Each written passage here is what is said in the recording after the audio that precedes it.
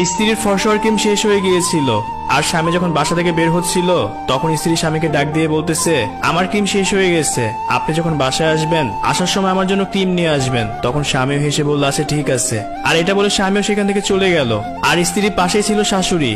আর তখন শাশুড়ি বিরক্ত সুরে স্ত্রীকে বলল, এই রূপ দেখাই তো আমার ছেলেটারে পাগল করছে, নইলে কি আমার ছেলেকে এই মেয়ের সাথে বিয়ে দিতাম নাকি? শুধু রূপই আছে আর কোনো কিছুই নেই। আর স্ত্রী যখন শাশুড়ির কাছে এই কথা শুনলো তখন স্ত্রীও কষ্ট পেল। তখন স্ত্রীর শাশুড়িকে কোনো কিছু না বলে সেখান থেকে চুপ হয়ে সে তার রুমে চলে গেল।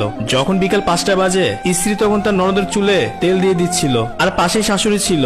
আর মেয়েটার স্বামী ছিল সরকারি হাই স্কুলের টিচার। তখন মেয়েটার স্বামীও বাসায় আসলো। আর তখন স্বামী তার স্ত্রীকে বলল, এই নাও তোমার জন্য ক্রিম নিয়ে আসছি, তুমি না ক্রিম আনতে বলছিলা? তখন স্ত্রীও মন খারাপ করে বলল, আমার ক্রিম লাগবে না। তখন স্বামী অবাক হয়ে গেল, কি ব্যাপার, তুমি তো বললা তোমার ক্রিম লাগবে, তোমার ক্রিম শেষ হয়ে গেছে। আর তখন স্ত্রী বলতেছে, আমি তো বললামই আমার লাগবে না, তারপর কেন জোর করতেছেন? তখন স্বামী তার স্ত্রীকে ভালোবেসে বলতেছে, যেহেতু নিয়ে আসছি তুমি রেখে দাও, ব্যবহার করতে পারবে। আর পাশে মেয়েটা ননদ বসেছিল। তখন ননদ তার ভাইকে বলতেছে, ভাইয়া ভাবি যখন নিতে যাচ্ছে না এটা আমি নেই। আর তখন ননদ সেই ক্রিমটা রেখে দিল। তখন স্ত্রী মনে মনে ভাবতেছে, এমন একটা স্বামীর সাথে আমার বিয়ে হয়েছে যার কোনো মেরুদণ্ড নেই। স্ত্রীর জন্য ক্রিম নিয়ে আসছে, সেটাও তার বোন নিয়ে নিল। কিছুদিন পর ননদেরও বিয়ে দিবে। তখন শাশুড়ি তার ছেলের বউকে বলতেছে, তুমি তোমার বাবাকে ফোন করে বলো তোমার বাবা যেন 1 লক্ষ টাকা দেয়। তখন স্ত্রী বুঝতে পারলো এই 1 লক্ষ টাকা দিয়ে সে তার মেয়ের বিয়ে দিবে।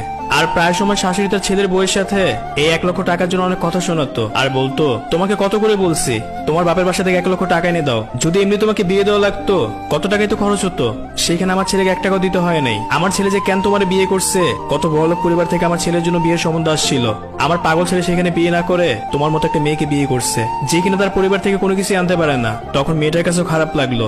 আর তখন মেয়েটার সাথে সাথে তার বাবাকে ফোন করলো আর ফোন করে বলল, বাবা আমি অনেক সমস্যায় আছি, আমার শাশুড়ি বলতেছে নগদ 1 লক্ষ টাকা লাগবে, তুমি যেমনি হোক টাকাটা ম্যানেজ করো, প্রতিটা মুহূর্তে আমার কোটা শুনতে হয়। আর তখন বাবা বলতেছে, আচ্ছা ঠিক আছে, আমি দেখতেছি কি করা যায়। মেয়েটা ভালো করে জানতো তার বাবার সেরকম সামর্থ্য নাই, এত টাকা কিভাবে দিবে। তখন মেয়েটা খালি কান্নাই করতেছিল। আর রাতে যখন স্বামী ঘরে আসলো তখন স্ত্রী স্বামীর সাথে 1 লক্ষ টাকার কথা শেয়ার করলো। তখন স্বামীও কোনো কিছু বললো না, সাথে সাথে শুয়ে পড়লো। তখন স্ত্রী মনে মনে ভাবতেছে, আমার স্বামী কি বিন্দুমাত্র আমার কষ্ট বুঝে না? কেমন একটা মানুষকে বিয়ে করলাম, আমার যে কষ্ট হচ্ছে, আমি যে চিন্তায় আছি সেটা সে বুঝতেই পারতেছে না। মনে মনে আল্লাহকে বলতেছে, আল্লাহ এমন একটা মানুষের সাথে আমাকে মিলাই দিলা যে মানুষটা আমাকে বুঝতেই চায় না। আরে ভাই একটু দাঁড়ান, আপনি কই থেকে ভিডিওটা দেখতেছেন একটু কমেন্ট করে বলবেন, তাহলে আমার কাছেও ভালো লাগবে।